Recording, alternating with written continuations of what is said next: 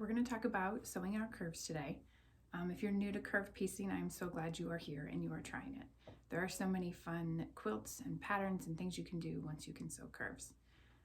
My first curved quilt was not a total success. I struggled with every part of making that first quilt.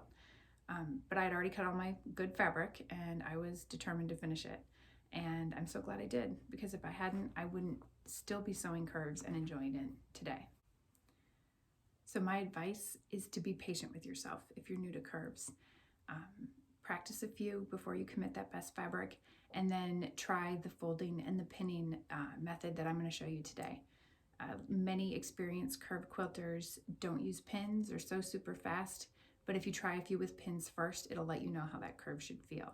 And then you do what works best. No pins, lots of pins, super slow, super fast. I'm confident that you will find the curve method that works best for you. So I'm going to review the folding and the pinning and the sewing today of the curve. And then if you have any questions, you can find me on Instagram or you can send an email. I am always happy to help. We are going to fold and pin template A and template B fabrics before we go to sew the curve. Because template A is a semicircle, it's going to fold exactly in half. And then you're going to crease the top of the curve. Then you're going to take the center where you just creased and take it down to your corner, and then you'll make a crease mark right here as well. And when you open it up, you'll be able to see those three marks, 1, 2, and 3.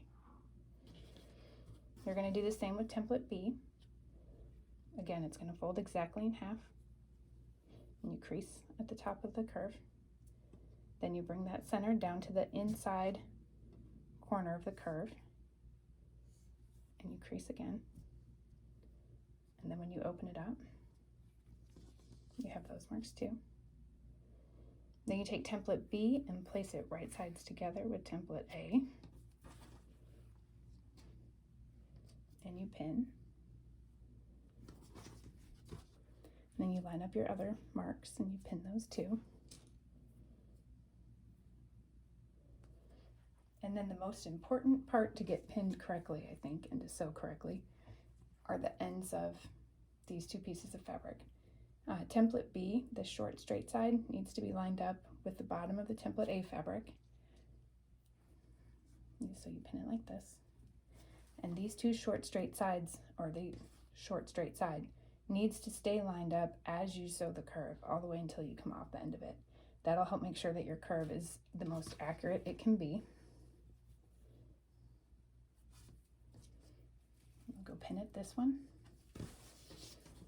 and you can choose to pin this one or not before you get to the sewing machine. Sometimes I do, sometimes it gets in the way, but again, you want to make sure that these the straight sides line up. You don't want to have it just pinned so that the corners meet. You can see that if you then sewed a 1/4 inch seam, your template B fabric would not line up with your template A. And when you trimmed, you'd lose a lot more of this template A fabric than you wanted to. So make sure that they're lined up.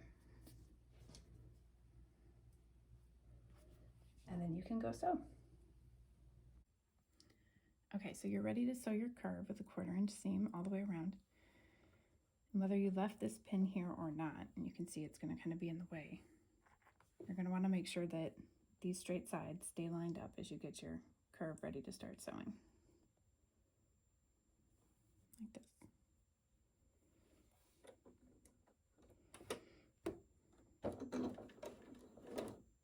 So usually I get my fabric, I get the needle just a couple stitches in, and then I know that this is straight and I'm ready to go.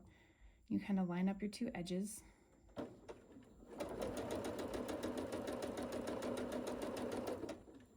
As you sew the curve, you're going to be watching for bunching underneath the needle.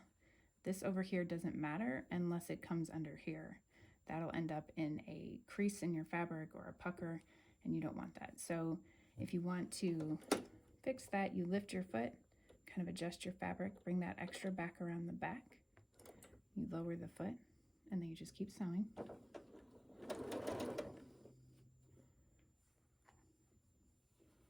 I like the pins because they give me a place to stop, to readjust, to straighten up my line again.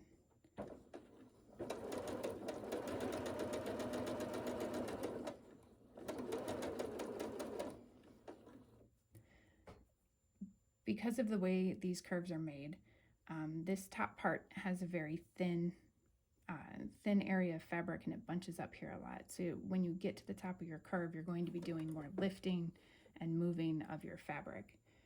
Template B actually has a little bit of extra fabric built in to make this part easier. Otherwise, it'd be about half this size. And that also helps you trim and troubleshoot when you're getting ready before you put them in your heart blocks.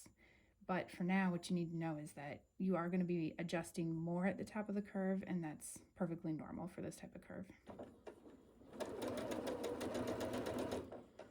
You see I have another bunch coming up.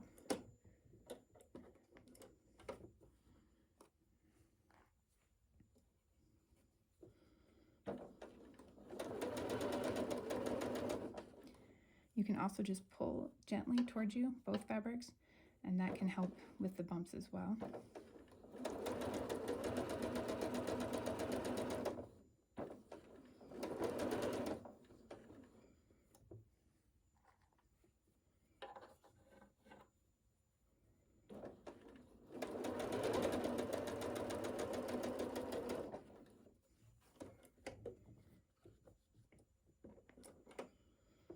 Okay, and then as you come around the end of the curve, it's just really important that you keep these straight sides lined up.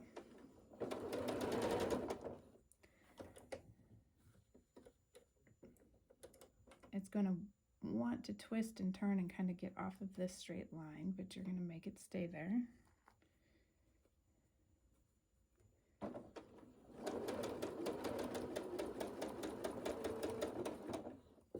Just like that.